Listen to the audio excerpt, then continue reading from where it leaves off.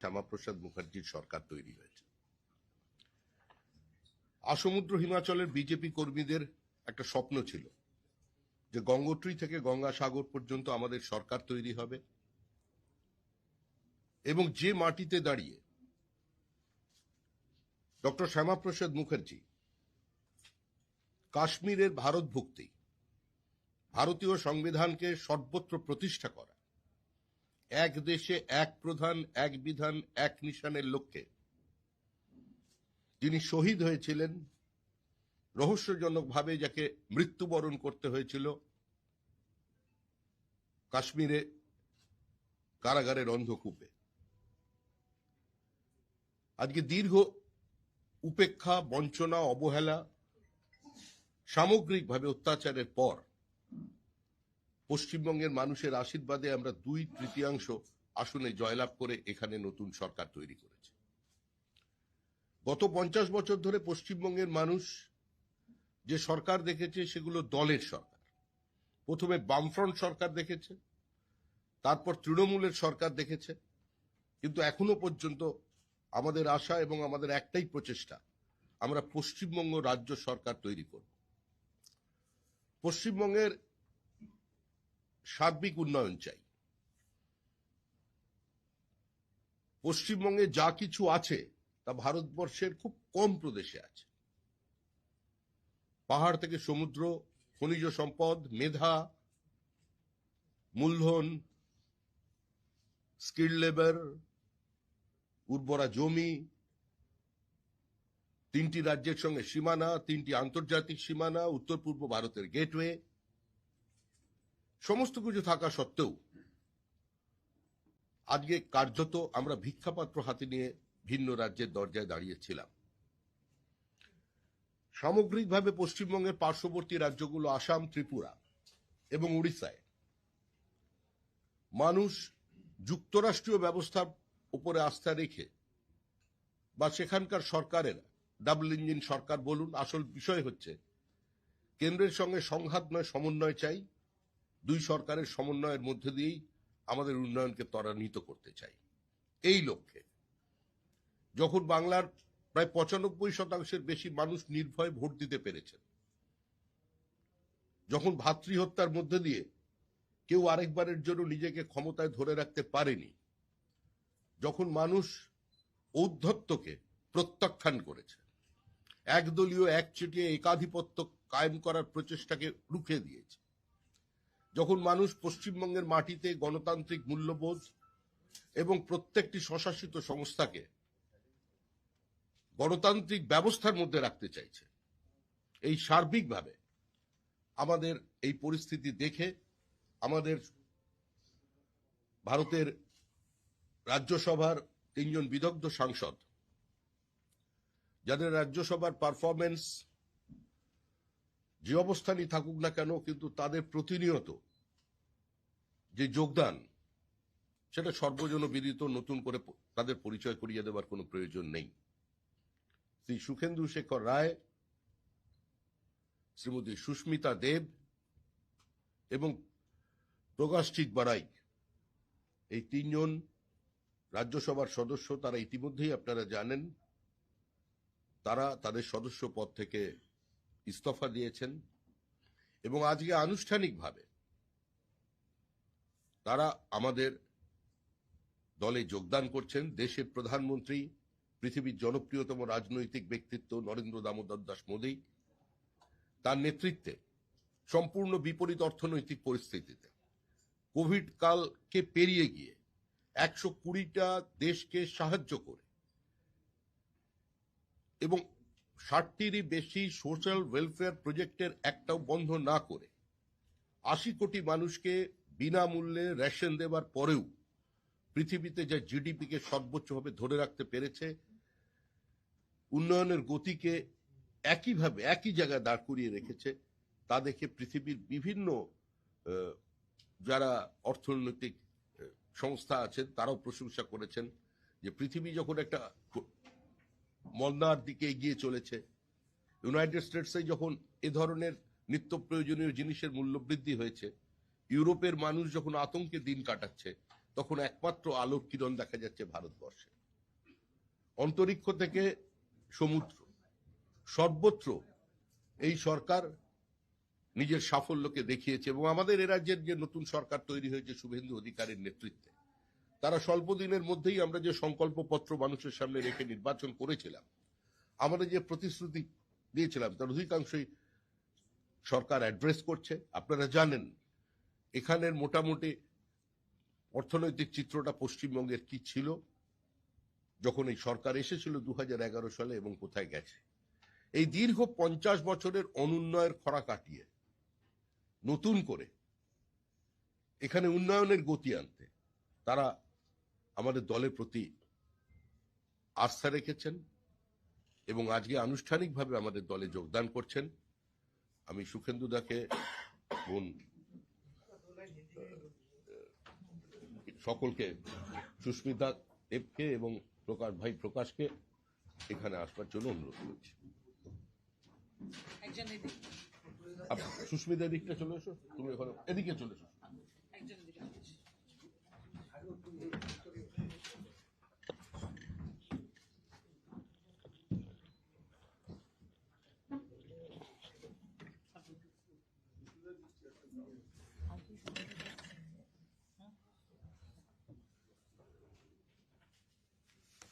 भारत माता की जय। बीजेपी जिंदाबाद जिंदाबाद जिंदाबाद। वंदे मातरम वंदे मातरम। बीजेपी जिंदाबाद जिंदाबाद जिंदाबाद बीजेपी जिंदाबाद जिंदाबाद जिंदाबाद। भारत माता की जय। वंदे मातरम वंदे मातरम वंदे मातरम वंदे मातरम। भारत माता की जय भारत माता की जय। बीजेपी जिंदाबाद जिंदाबाद जिंदाबाद।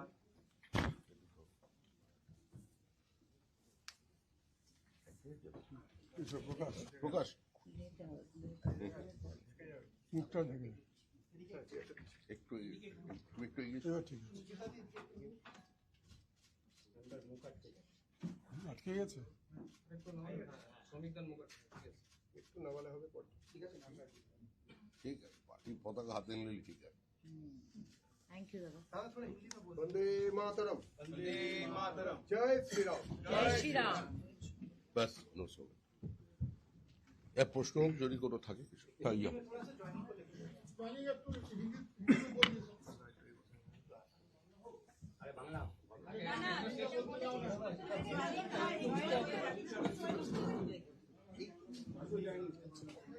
भारत की राजनीति के बदले हुए स्थिति और उसका साथ साथ पश्चिम बंगाल में जो राजनीति चल रहे थे पिछले 50 सालों से, पहले 34 साल लेफ्ट फ्रंट और उसका बाद तृणमूल कांग्रेस का जो शासन रहा, पूरा हमारा जो युक्तराष्ट्रीय व्यवस्था है उसको नकार के, उसको डिफाई करके जो राजनीति इतना दिन पश्चिम बंगाल में चला, केंद्र के साथ सहयोग की जगह पर एक संघर्ष अपना लिया, तो हमारा सारे जो डेवलपमेंट था वो ठप पड़ गया था। तो ऐसे ही माहौल पे नरेंद्र मोदी जी के नेतृत्व के ऊपर आस्था रख के भारत की राज्यसभा की 3 सांसद पहले ही तृणमूल कांग्रेस से या संसद पद से आपने इस्तीफा दे दिया था। आज आनुষ্ঠাनिक रूप में वो तीनों, सुखेंदु शेखर राय, श्रीमती सुष्मिता देव, प्रकाश ठीक बराइक, वो आज भारतीय जनता पार्टी में शामिल हो गया। पश्चिम बंगाल में जो राजनीति चला पिछले 15 साल में, जहां सारे लोकतांत्रिक व्यवस्था को ध्वस्त कर दिया गया था, एक इकोनॉमिक डिजास्टर पश्चिम बंगाल में था। पश्चिम बंगाल की लोगों को वोटाधिकार छीन लिया गया था। इस बार 90% के ऊपर लोग मतदान किया। भय आउट भरसा इन, प्रधानमंत्री जी का जो जनता के सामने जो वादा था, लोग उसका ऊपर आस्था रखा। और हमारा ये 3 सांसद जो दिग्गज है, जिसका परफॉर्मेंस राज्यसभा में सबका जानकारी में है, अब आप मीडिया पर्सन तो और अच्छा जानता है इसके बारे में, ना इन लोगों को ना तरीके से परिचय कराने का कोई जरूरत ही नहीं है। सिर्फ पश्चिम बंगाल नहीं, हमारा जो बाजू वाला जितना सारे राज्य है, चाहे त्रिपुरा, असम, बिहार, जो बीजेपी रूल स्टेट है, उसका डेवलपमेंट है, और उसका साथ साथ अगर आप पश्चिम बंगाल का कंपेयर करें तो ये विजिबल है यह क्या हो रहे थे और क्या होने वाला है। हम लोग जो संकल्प पत्र सामने रखकर इस बार चुनाव में गए थे, देश की प्रधानमंत्री पूरा जनता के सामने बार बार ये बात कहा कि अभी पश्चिम बंगाल को नया पीढ़ी को एक नया दौड़ में शामिल होना पड़ेगा, और पश्चिम बंगाल को सारा देश के साथ एक साथ चलना पड़ेगा। आप एक बार हमको मौका दीजिए। तो गंगोत्री से गंगा सागर तक भाजपा की सरकार बन गया, और श्यामा प्रसाद की भूमि, जो श्यामा प्रसाद इस पश्चिम बंगाल की जन्मदाता था, उसी का भूमि में उसका सरकार पहली बार आ गया। तो ये हमारा सब बीजेपी कार्यकर्ता के लिए, कश्मीर से कन्याकुमारी तक जो कार्यकर्ता है, वो एक नारा लगाते थे, जहां हुए बलिदान मुखर्जी वो कश्मीर हमारा है। भारत के संविधान के लिए, कश्मीर को भारत में रखने के लिए, और एक निशान एक विधान एक प्रधान के नारे पर जो भारत की संविधान কি করে চলবে। রাজ্যসভায় আমরা কি দেখতে পাচ্ছি সুখেন্দু শেখর রায়, আমরা একাধিকবার আপনার মুখে সুখেন্দু বাবুর বাবার কথা, সুখেন্দু বাবুর কথা আমরা একাধিকবার এই পার্টি অফিসে শুনেছি। সুখেন্দু তাকে কি না, সুখেন্দু বাবুর বাবার কথা শুনেছেন, সুখেন্দু বাবুর কথা শুনেননি। শুনেছি আপনার মুখে। হ্যাঁ, আমি বলেছি তার, আপনি ইলেকশনসের পর বলেছিলেন যে হ্যাঁ, বিজেপি নেতা কর্মীদের এখনো তো তাই বলছি। মানে আজকের জয়েনিংটা হাউ ডু এক্সপ্লেইন দিস? আজকের জয়েনিংটা কিভাবে এক্সপ্লেইন করছেন? এক্সেপশন প্রুভস দ্য ল আছে না, ব্যতিক্রম তো থাকবেই, বিচ্যুতি নয়, ব্যতিক্রম। ব্যতিক্রমী ঘটনা, ব্যতিক্রমী চরিত্রের সঙ্গে সময়ের সঙ্গে দলও নিজেকে খাপ খাইয়ে নেয়। পার্টির সিদ্ধান্ত চূড়ান্ত সিদ্ধান্ত। দাদা, পার্টির সিদ্ধান্ত চূড়ান্ত, এই পার্টি কি তাহলে এই অভিযোজনটা, ব্যতিক্রমের ওই অভিযোজনটা বজায় রাখবে? হ্যাঁ, আপনি এই যে বললেন যে তৃণমূলের জন্য 4 ঘন্টার তৃণমূলের জন্য দরজা বন্ধ। যারা মানুষের সম্পত্তি লুট করেছেন তাদের জন্য দরজা বন্ধ। নির্বাচনের আগে আমি বারবার আহ্বান জানিয়েছি কংগ্রেসের ভোটারদের কাছে, বামপন্থী ভোটারদের কাছে, এবং স্পষ্ট করে এটা বলেছিলাম, যারা চাকরি বিক্রি করেননি, চাকরি কেনেননি, সিন্ডিকেটে অংশগ্রহণ করেননি, যারা নিরপরাধ মানুষের ওপরে নিজের আধিপত্যবাদ চাপিয়ে দেননি, যারা মানুষের গণতান্ত্রিক অধিকারগুলোকে পদদলিত করে দেননি, যারা টেন্টেড নন, যারা অপ্রাসঙ্গিক মমতা বন্দ্যোপাধ্যায়কে প্রাসঙ্গিক করবার জন্য বিপরীত পরিস্থিতিতে নিজের ঘাম রক্ত দিয়ে দেওয়ালে ঘাসফুল চিহ্ন এঁকেছিলেন, তাদের কাছে আহ্বান জানিয়েছিলাম যে আপনারা পশ্চিমবঙ্গের স্বার্থে, আপনাদের পরবর্তী প্রজন্মের স্বার্থে এই নির্বাচনে তৃণমূলকে সরিয়ে দিন। সুতরাং এটা নতুন। आज भी जो हो रहा है वो भी इत्तेफाक है। समझ गया क्या बोलना चाहते हैं? उस समय का जो परिस्थिति था, उस समय राष्ट्रवादी जनता ने डॉक्टर श्यामा प्रसाद मुखर्जी के नेतृत्व में सारे बंगाल में जो कदम उठाए थे, जिसके वजह आज पश्चिम बंगाल बोल के एक भूखंड को हम पिछले 75 साल 80 साल से देख रहे हैं, जी रहे हैं, बस रहे हैं। ये नहीं होता। ये इतिहास में मैं नहीं जाना चाहता हूँ, सबको मालूम है।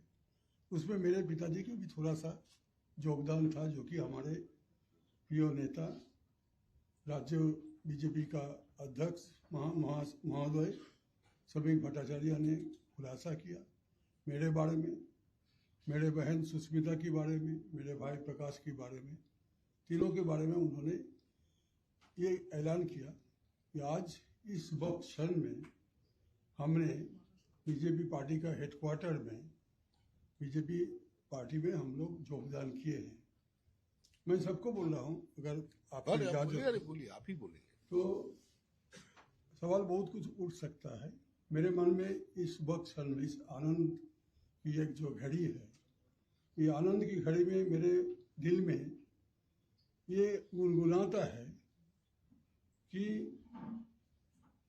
जो पिछले सरकारें थी, खास करके 34 साल की वाम मोर्चा और 15 साल की तृणमूल कांग्रेस का जो सरकार, कुल मिला के 49 साल जो बीत गए, इस 49 साल में बंगाल को रेगिस्तान बनाया गया, जहां एक के बाद एक कारखाना बंद हो चुका।